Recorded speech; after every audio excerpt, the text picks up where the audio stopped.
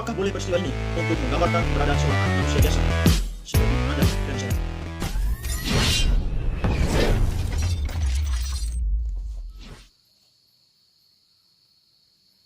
Pada mulanya adalah firman. Firman itu ada bersama-sama dengan Allah.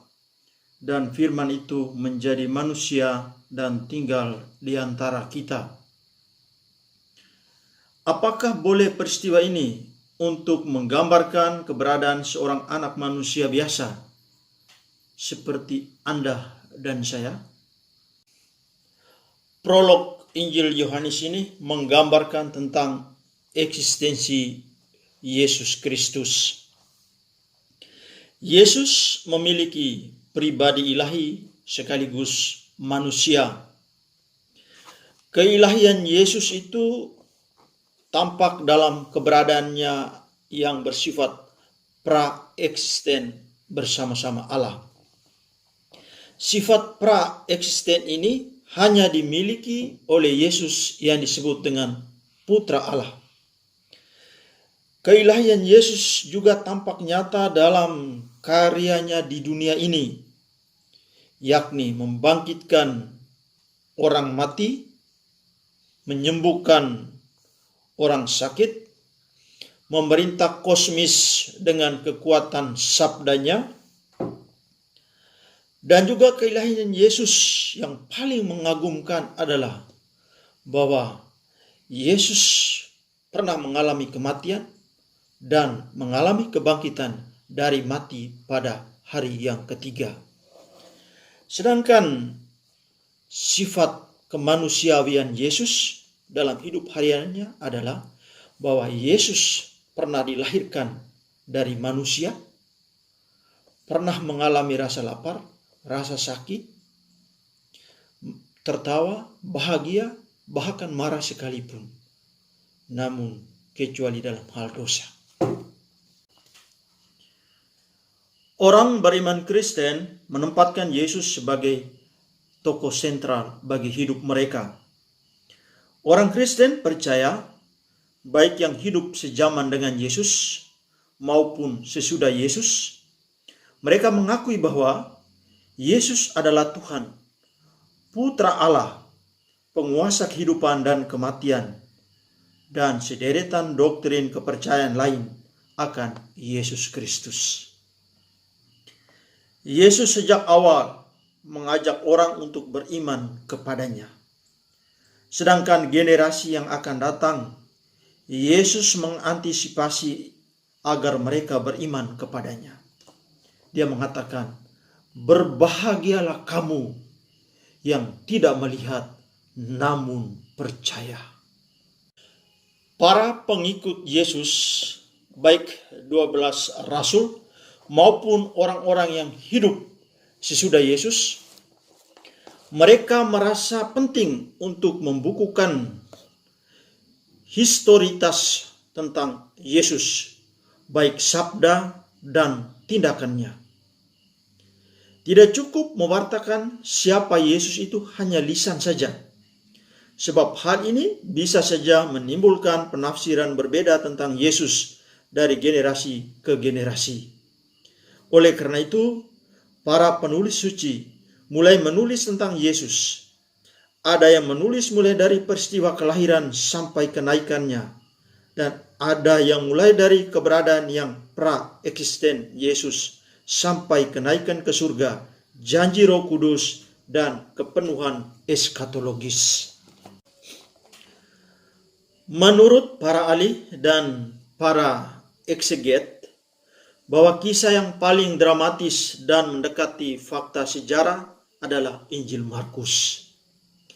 Injil ini melukiskan siapakah Yesus itu, walaupun lebih ditonjolkan dari segi kemanusiawian Yesus. Markus tidak berbelit-belit menggambarkan siapakah Yesus itu. Yesus yang ditampilkan oleh Markus itu adalah seorang manusia bernama Yesus, tanpa banyak aksesoris dan embel-embel yang lain, yang bernuansa biblis, teologis, kristologis, ontologis, apalagi metafisis. Menurut Markus, Yesus tidak pernah dikatakan kelahirannya penuh keajaiban dan kematiannya penuh dengan misteri. Hanya dikatakan pada hari ketiga Yesus tidak diketemukan di dalam kubur. Apakah Yesus bangkit? Markus mengatakan, itu bukan urusan aku. Orang Kristen mengakui apa yang tertulis dalam kitab suci tentang Yesus adalah benar adanya. Kitab suci tak pernah salah menggambarkan Yesus yang kita imani. Setiap usaha untuk mendalami kitab suci dengan suatu tujuan yang pasti dan mutlak, yakni membawa orang untuk semakin beriman akan Yesus. Beriman tidak hanya dengan kata-kata, tetapi harus disertai dengan tindakan. Apa yang terjadi dengan Yesus, hendaknya terjadi juga dengan orang yang beriman kepadanya. Kalau demikian, kita boleh bertanya, apakah orang beriman itu boleh mengadopsi peristiwa Yesus untuk menggambarkan tentang dirinya? Menurut saya, hal itu boleh saja. Toh tidak persis sama apa yang dialami oleh Yesus dengan orang yang beriman kepadanya.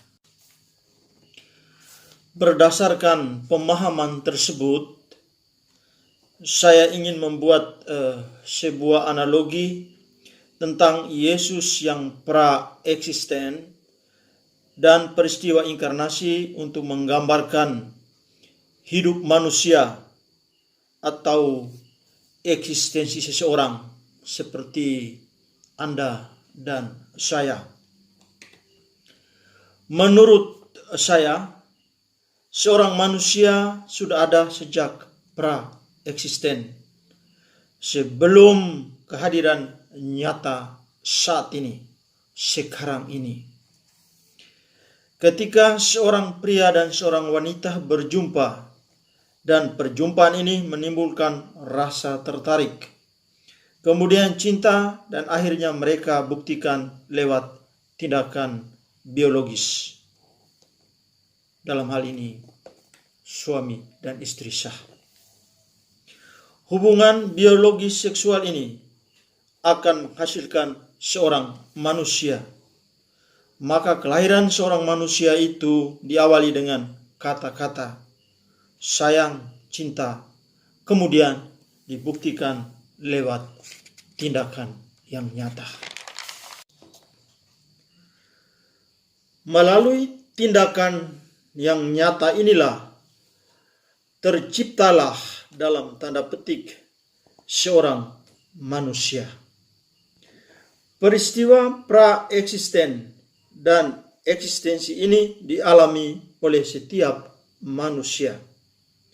Lukisan pra-eksisten manusia itu terjadi sejak pertemuan seorang pria dan seorang wanita yang ingin merencanakan hidup sebagai suami dan istri.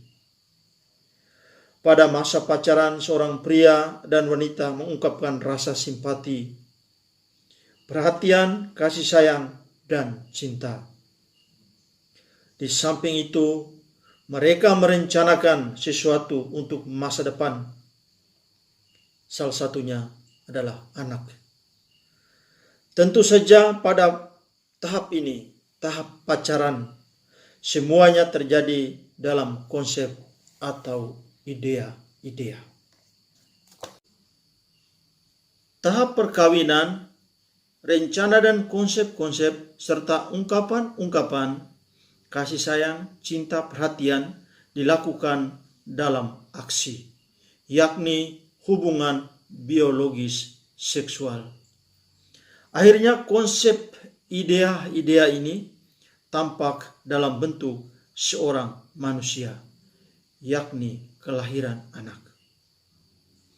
Maka anak ini bukan hanya keberadaannya sejak dia dilahirkan, tetapi keberadaannya sudah ada sebelumnya, terutama dalam relasi kedua orang tuanya. refleksi tentang pra-eksisten dan eksisten Yesus dalam prolog Injil Yohanes ini, dan juga kembali kepada pertanyaan kita tadi, apakah boleh peristiwa ini kita adopsi lalu kita menggambarkan keberadaan seorang anak manusia biasa seperti Anda dan saya? Jawabannya boleh. Tentu kita harus ingat baik-baik bahwa pemahaman pra-eksisten dan eksistennya Yesus tentu berbeda dengan kita manusia. Sebab Yesus lebih mulia dan lebih agung karena Dia adalah Tuhan. Tentu kita tidak akan menyamakan peristiwa yang kita alami persis seperti Yesus. Paling tidak ada nilai-nilai penting yang kita ambil dari sana. Pertama, bahwa keberadaan manusia itu sangat penting. Bahwa manusia itu bukan ada sejak nyata saat ini, tetapi keberadaan manusia itu sudah direncanakan sebelumnya. Oleh karena itu, hargailah hidup manusia. Karena manusia itu sangat mulia di mata Tuhan. Jangan pernah menyakiti seorang